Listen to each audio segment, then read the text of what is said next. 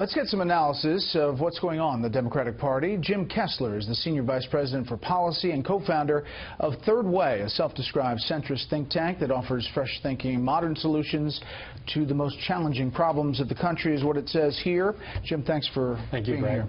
Your assessment of where the Democratic Party is today. I think the Democratic Party is at its worst point since Ulysses S. Grant, since Reconstruction. We have the fewest seats if you add them all together, state, local, federal, so it's a very bad situation. I'd also say this: it didn't matter who you were Tuesday night, what type of Democrat. If you were a populist, like Russ Feingold in Wisconsin, if you were a centrist, like Murphy of Florida, you lost. So all wings of the party have some soul searching to do. Everyone paid a price Tuesday night. There's no way around it. So what, I mean, we just saw two pieces about this, but what is your assessment of why it's happened? Is this about President Obama? Is this about messaging? Is this about the policies? Is this about the party going too far left? Right. Look, President Obama is still a pretty popular president, if you believe the polls, and of course the polls haven't been the most accurate.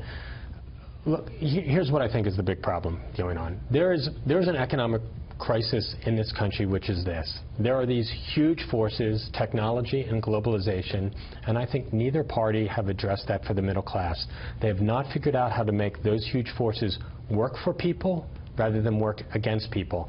And they are throwing out each party. They're giving them 4 or 8 years, and then they're throwing them out if they don't deliver. And I think it is the most difficult policy problem for government to try and solve.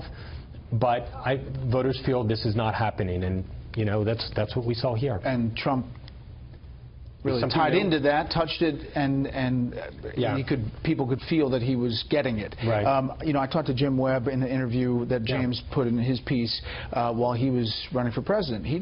Nobody gave him a shot. Right. Is there any evidence that the party is going to change that way? If anything, you see the Elizabeth Warrens and the Bernie Sanders and those people getting the attention inside the Democratic Party. I have my doubts about whether left-wing populism can defeat right-wing populism. One of the reasons is that left-wing populism basically says the solution is much, much larger government. I know people don't love business, but they dislike government a lot more. There's just so much distrust of whether government can really be a force for solving problems. As a Democrat, I believe that government is a force for solving problems, but the types of level of huge expansion of government that a lot of the populists are talking about, I think it would scare people. Here's Debbie Dingell, Congresswoman from Michigan.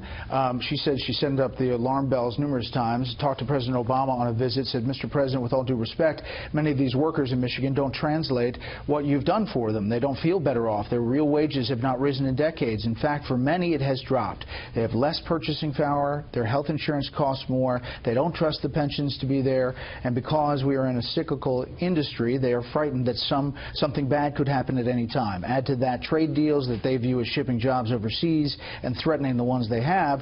Top it off with fear about national security and potential threats at workplaces or movie theaters, and you have workers who are scared, worried, and concerned in their hearts and souls. She says she set up this flare so many times, and it came back, and she said Trump could win, she says in this op-ed.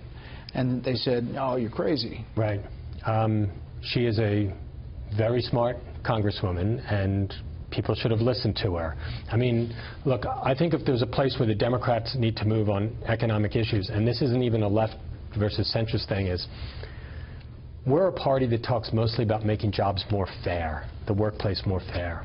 We need to be the party that is talking about how to make jobs more plentiful and good jobs that have career ladders where people feel, you know, I can get ahead and my kids can get ahead. And, you know, 1/3 of this country is doing very, very well, and they've gotten wealthier year by year by year for the most part. And 2/3 are scared to death. And very quickly, is the Democratic Party going to give President-elect Trump, now President Trump as of January 20th, a chance? I don't know. And the reason why is, I think there are going to be voices that will be trying to do that. I think there'll be some good faith efforts. Donald Trump has said a lot of things that really, really sting and that have hurt people to the core. I have 4 Muslims in my office, like they are scared for their life.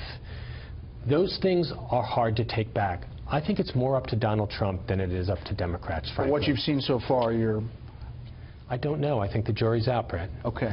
Thank you very much for coming in, Jim. Thank you.